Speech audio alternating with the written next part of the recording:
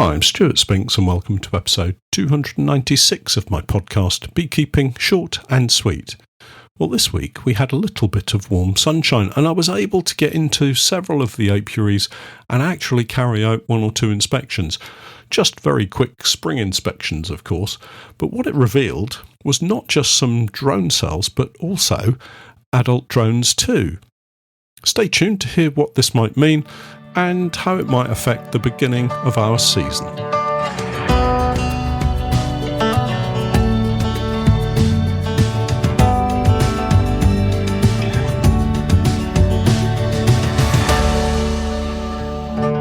Beekeeping Short and Sweet, a beekeeping podcast for the inquisitive beekeeper with a short attention span. A beekeeper, in fact, just like me. Today's podcast is sponsored in part by Healthy Bees, Heavy Hives, a new book on beekeeping today with a focus on helping you maximise your yields and, hopefully, increasing profitability in beekeeping, featuring clear diagrams and beautiful photographs that complement a relaxed and humorous writing style which is both enjoyable and informative to read. Available now at Northern Bee Books, Amazon and all good bookstores both online and in your high street. You'll find links in today's podcast notes.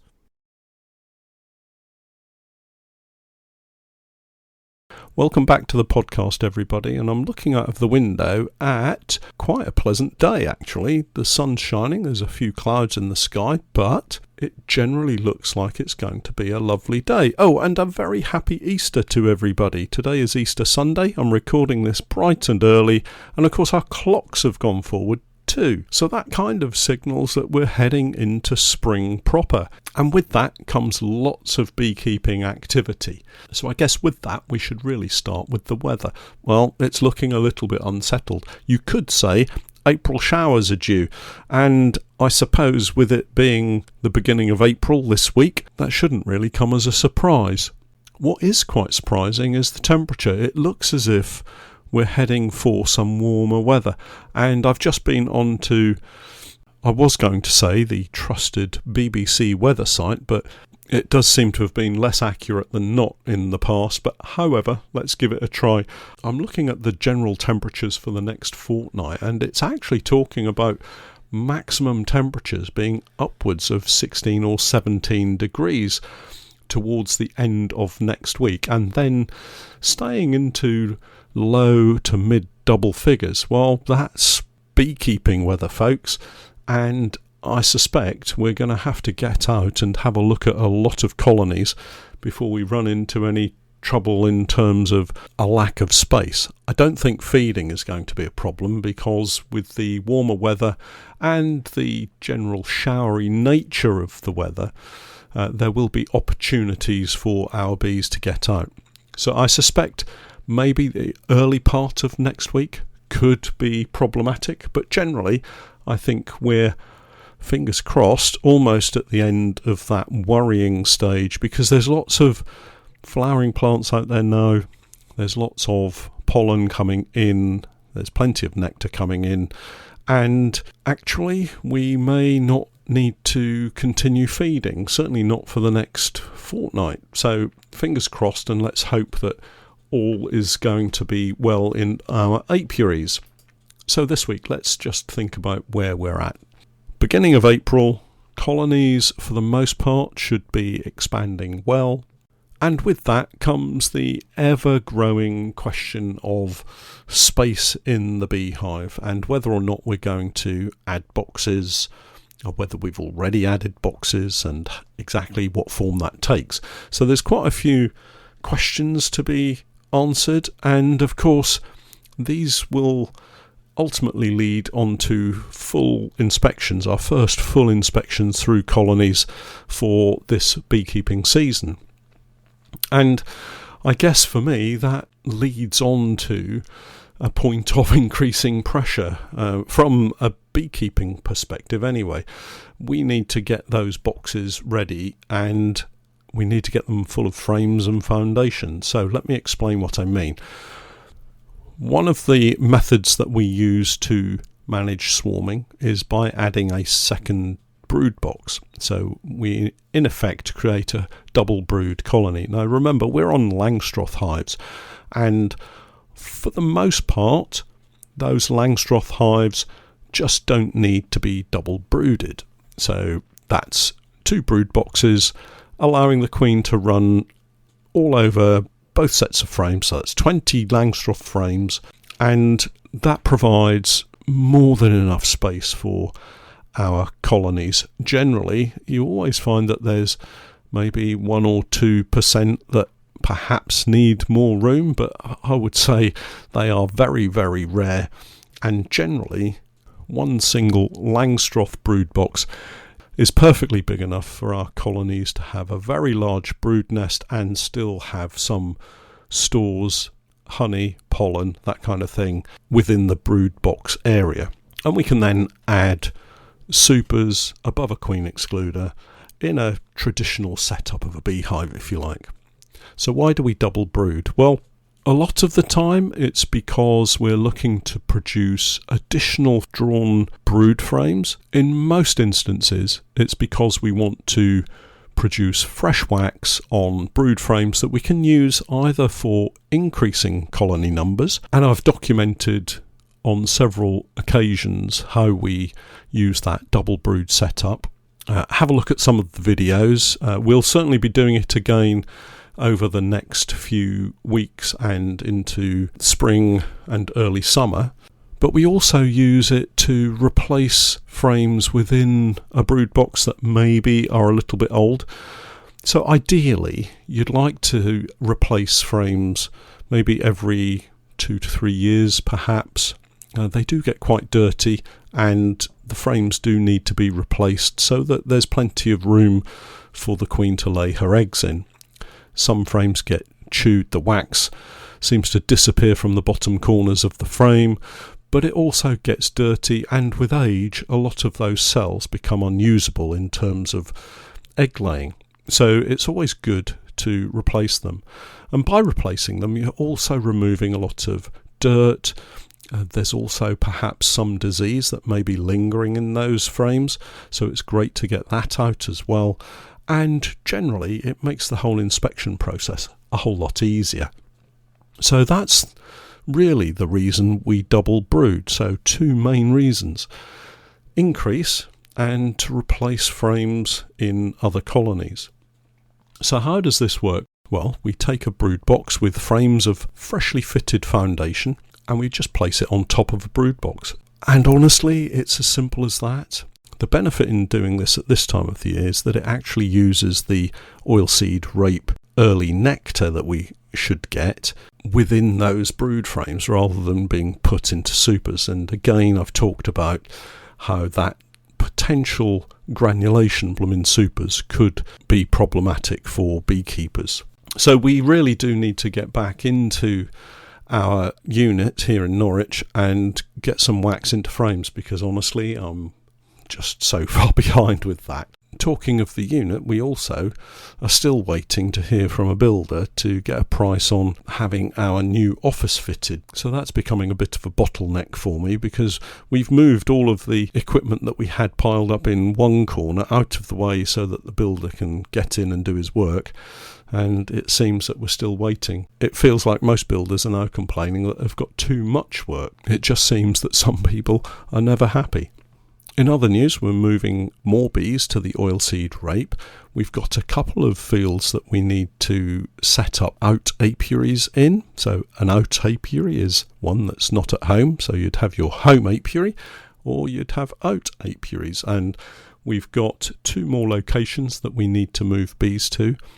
And the oilseed rape at these locations is, I guess, a little bit behind, so there's no mad rush for us to get these bees over to them, but I'd ideally like to do it this week because I'm going to be fairly busy in the next couple of weeks, and we just need to pick an opportune moment really to get these bees moved. Although the weather is starting to warm up a little bit, we do need to continue monitoring food levels within our colonies. Most, I suspect, are well on the way to having foraging bees that can get out and bring back nectar and pollen sufficiently so that colonies are not going to starve.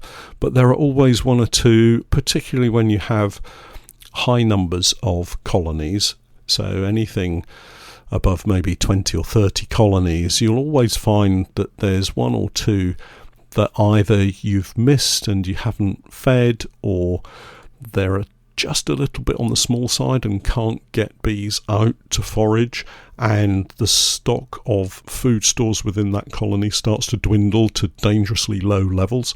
So I would recommend that you still keep an eye on what's happening in your apiaries in terms of the food levels. And of course, if you get an opportunity to inspect over the next week, then that will give you a much better guide as to what food levels you've got within your colonies. As we head into April, there's quite a lot to be getting on with. A couple of things that are really important are disease checks. So you really need to make sure, while the colonies are relatively small, that you can get in and have a look for disease.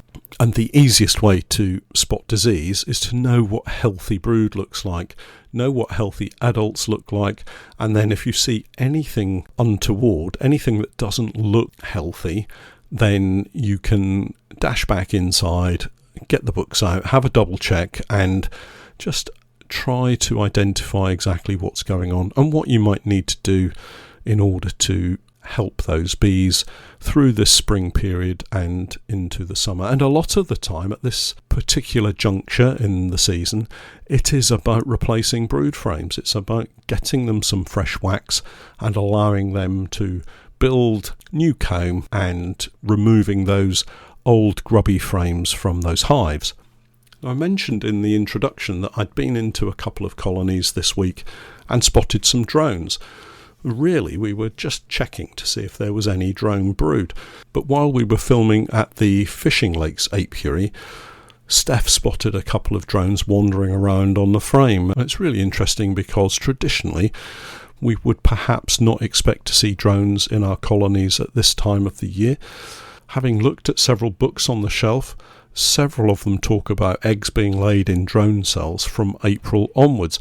Well, we have adult drones wandering around our beehives, and that means that those eggs were laid at least 24 days ago, which takes us back to the beginning of March, if not late February. And it's a really important point, because if you sit and read the books and you don't take note of what you're seeing in your beehive, you could get caught out by thinking that all is well and you don't have to do anything in terms of, let's say, swarm management, but actually the bees are ahead of you and you may well find that they're looking to reproduce sooner than you anticipated.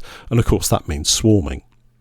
It's worth having a look at the video because we've got some really good examples of the drone cells and drones wandering around. So if you're unfamiliar with the difference between worker cells and drone cells, it's a good video to watch to see the difference between a drone cell and a worker cell. Again, at this time of the year, I wouldn't be in too much of a rush to start swapping out brood frames for foundation. Leave whatever the bees have in the colony until perhaps the middle of April. Allow them to start storing some food, because you really don't want to take out frames that have cells that they can use, even though they may be grubby cells, and replace them with foundation where they can't store anything until they've drawn that comb out. And the last thing that you want to be doing is removing that space and causing the starvation of a colony. It's far better to maybe remove one or two frames that have some stores in them later in the month, rather than taking them out now and depriving the bees of that valuable space, even though it may be in some old grotty frame. Another job for this coming month is to check for your queen and maybe mark her. So it's important that if you're marking your queens, you don't rush in and do it too early. There's a temptation, because the colonies are quite small and the queen is more easily spotted at this time of the year, that as soon as you see her, you grab a pen and try to mark her.